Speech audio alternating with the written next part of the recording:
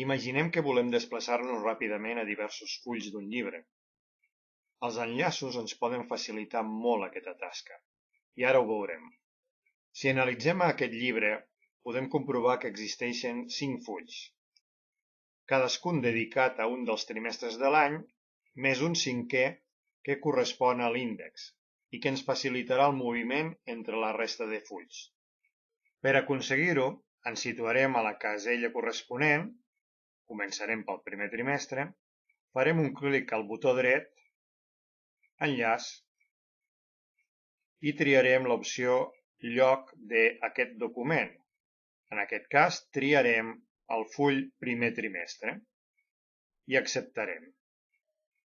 Ara, si hi cliquem, efectivament podem comprovar com ens hem desplaçat al primer trimestre directament.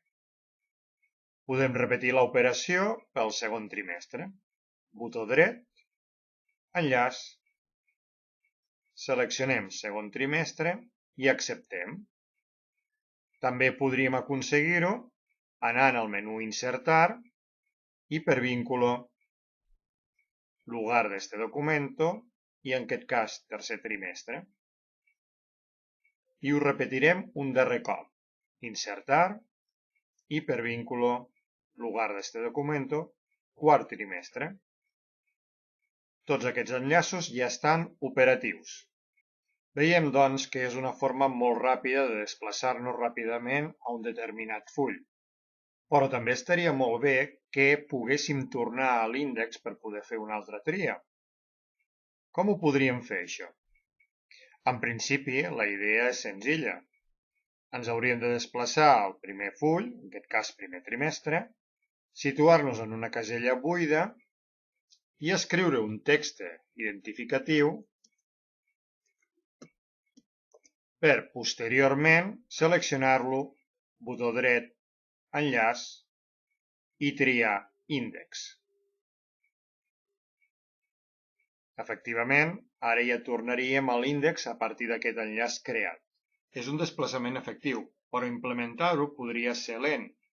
Nosaltres només tenim 4 fulls, però podrien ser moltíssims més. Podem estalviar-nos passos i repetir el procés? La resposta és que sí. A primer trimestre ja hem fet l'hipervincle correcte. El seleccionarem i farem un copiar. Tot seguit anirem a segon trimestre i ens col·locarem a la celda que vulguem. Ha de ser una celda que estigui buida, no només en aquest full, sinó a la resta de fulls, perquè a continuació el que farem serà seleccionar-los tots gràcies a la tecla majúscules. Com podem comprovar, el color blanc demostra que els tenim seleccionats. I en tots ells tenen en comú que la celda A1 està buida. A partir d'aquí, l'únic que he de fer és enganxar, control V baixa. I podem comprovar que segon trimestre ja té l'enllaç, però també ho té tercer trimestre i quart trimestre. Podríem haver seleccionat més fulls si els tinguéssim. Tots ells estan operatius i funcionen correctament. Ara m'estic desplaçant d'una manera molt ràpida a tots els fulls. I per cert, podem completar el nostre desplaçament. No necessàriament hem d'anar sempre a la celda 1. Fixem-nos-hi bé.